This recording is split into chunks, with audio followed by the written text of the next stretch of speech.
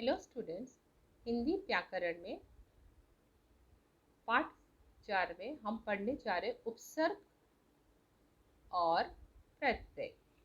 ठीक है, पहले उस उपसर्ग किसे कहते हैं हम जानते हैं। पहले जो शब्दांश शब्दों के पूर्व जोड़कर कोई भी शब्द है तो उससे पहले पूर्व जोड़कर उनके अर्थ में परिवर्तन या विशेषता ला देता है, उसे उपसर्ग कहते हैं। ठीक है, तो देखिए यहाँ पर जो दिया गया है ये एक चित्र के माध्यम से समझाया। बल मूल शब्द है, ठीक है, इसके साथ इससे पहले नीर लगा दीजिए तो आपका उत्तर क्या बनेंगे। देखिए, नीर जोड़ बल, नीर के साथ बल को जोड़ दीजिए, प्लस कर दीजिए तो आंसर होगा निर्बल। उसी प्रकार सौ के साथ बल जोड़ दिए, बल हो गया मूल शब्द, मूल शब्द से पहले जो लगाते हैं उसको उपसर्ग कहते हैं। ठीक है, तो पूर्व में जोड़कर उनके अर्थ, तो ये सौ के साथ बल जोड़ दिए तो आंसर आए सबल। फिर दूर के साथ बल को जोड़ दीजिए तो आंसर आए दुर्बल। तो ये नीर, स और दूर ये सारे उपसर्ग है, ये मूल शब्द है। मूल शब्द के साथ उससे पहले पूर्व जोड़कर उनके अर्थ को परिवर्तन करते हैं तो उसे परिवर्तन करते हैं, तो परिवर्तन होने की जो विशेषता ला देता है उसे उपसर्ग कहते हैं। ठीक है, जब ये एक शब्द है, मूल शब्द है, इसके साथ उपसर्ग हम लगा लिए तो इसका भी अर्थ में परिवर्तन हो जाता है। ठीक है, अभी उपसर्ग के भेद तो हम देखने चाहते हैं उपसर्ग कितने प्रकार के भेद है ना, 4 प्रकार की है, बांटा गया वर्गों में। क्या क्या है ना, संस्कृत उपसर्ग, हिंदी उपसर्ग, उर्दू उपसर्ग और संस्कृत के अव्यय।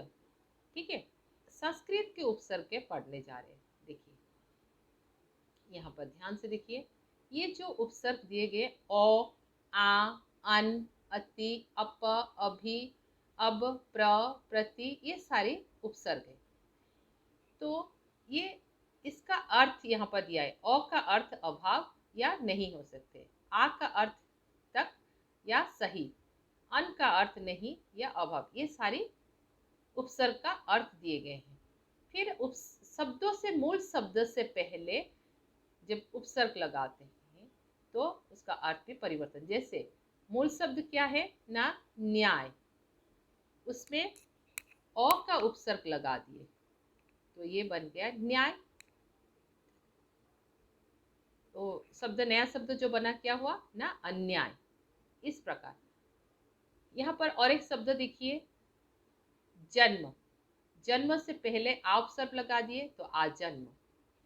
उसी प्रकार और एक शब्द देखिए, अनादर, अनादर लिखा है, अनादर, तो अनादर ये जो कैसे, मूल शब्द क्या है ना, मूल शब्द इसका आदर, आदर है, फिर इससे पहले ऑन लगा दो।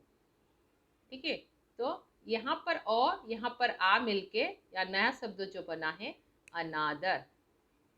ठीक है, तो इसी प्रकार शब्दों का परिवर्तन होता है। इसके बाद चलिए हिंदी के उपसर्ग का कुछ देखते हैं। ठीक है, हम यहाँ पर ये पढ़ चुके हैं। देखिए, उपसर्ग के भेद हम लोग पढ़ लिए। उसके बाद संस्कृत के उपसर्ग हम पढ़ने जाएंगे।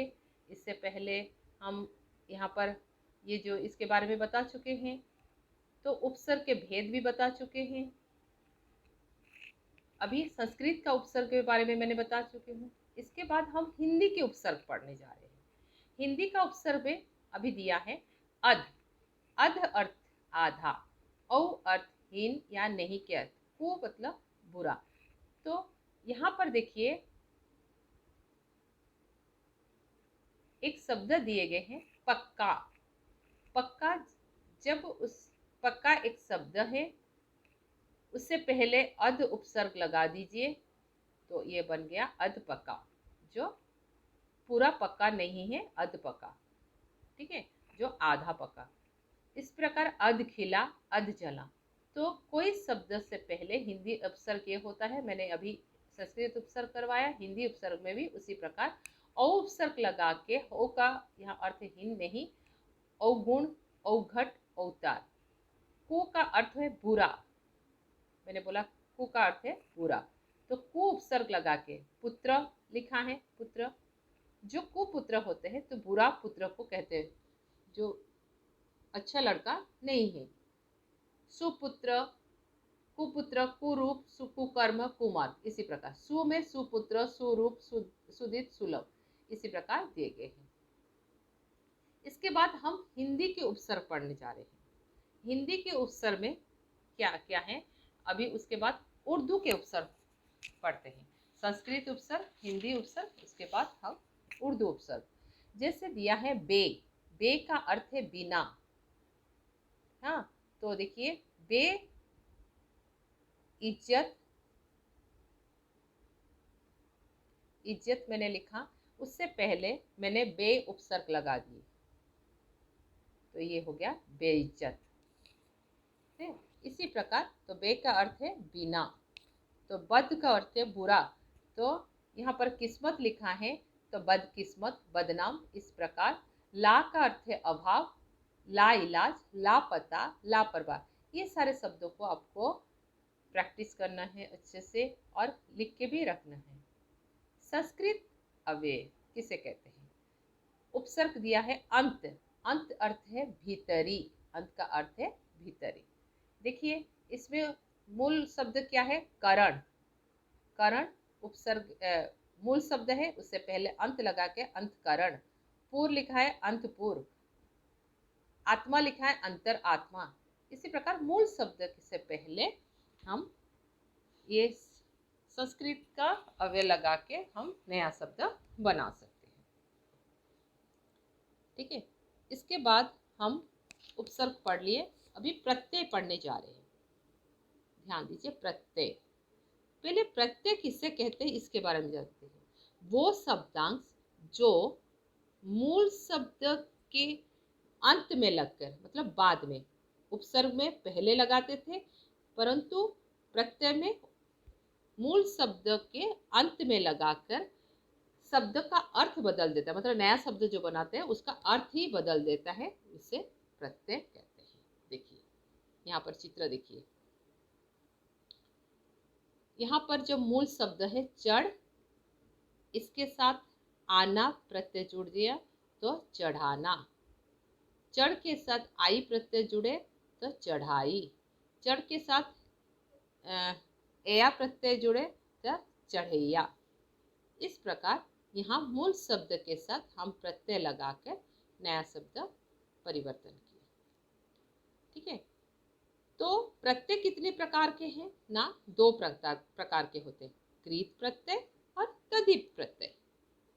ठीक है, फिर कृत प्रत्यय किसे कहते हैं ना? जो प्रत्यय धातुओं और क्रियाओं के अंत में लगकर नया शब्दों का निर्माण करते। ध्यान दीजिए, धातु और क्रिया, क्रिया को कहते हैं धातु और क्रियाओं के अंत में, धातु जो क्रिया से मूल शब्द होता है उसे धातु कहते हैं। धातुओं और क्रियाओं के अंत में लगकर नए शब्दों को निर्माण करते हैं, उसे कृत प्रत्यय कहलाते हैं। देखिए यहाँ पर मूल धातु है घेर, घेर से पहले इसमें आ प्रत्यय जुड़ा तो घेरा, झूल से पहले आ प्रत्यय जुड़ा तो झूला, भूल से पहले आ प्रत्यय जुड़ा तो भूला, इस प्रकार। ठीक है, तो फिर यहाँ पर देखिए धातु में लिख मूल शब्द है, लिख आपका मूल शब्द है, इसमें आई प्रत्यय जोड़ दिए तो लिखाई। देखिए लिखाई, पढ़ के साथ आई प्रत्यय जोड़ दिए पढ़ाई, सुनाई। इसी प्रकार ये मूल शब्द से, जिसे मूल क्रिया के मूल शब्द रूप को धातु कहते हैं। ठीक है, तो इसी प्रकार आपका शब्द का परिवर्तन हमने किया, तो यहाँ पर दिए गए हैं। ठीक है, इसके बाद और एक देखिए झाड़, झाड़ में नौ लगा दिए तो झाड़न, बंध में नौ लगा दिए बंधन, बेल में ना लगा दिए बेलन। ठीक है, तद्धित प्रत्यय किसे कहते हैं? वो शब्दांश जो संज्ञा सर्वनाम विशेषण के अंत में जोड़कर नए शब्द बनाते हैं, उसे तद्धित प्रत्यय कहते हैं। देखिए, जैसे बोला इसमें ना क्रिया ना धातु, इसमें किस प्रकार संज्ञा सर्वनाम को कैसे बनाकर हम बनाते हैं। देखिए ना, मूल शब्द है गरम,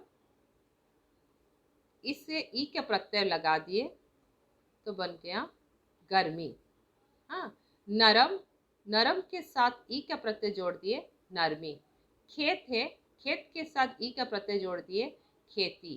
तो इसी प्रकार विशेषण या संज्ञा के साथ हम सर्वनाम के साथ प्रत्यय लगाकर तद्धित प्रत्यय बना सकते हैं। इसी प्रकार देखिए, ममा के साथ एरा जोड़ो ममेरा, चाचा के साथ एरा जोड़िए चचेरा, फूफा के साथ एरा जोड़िए फुफेरा।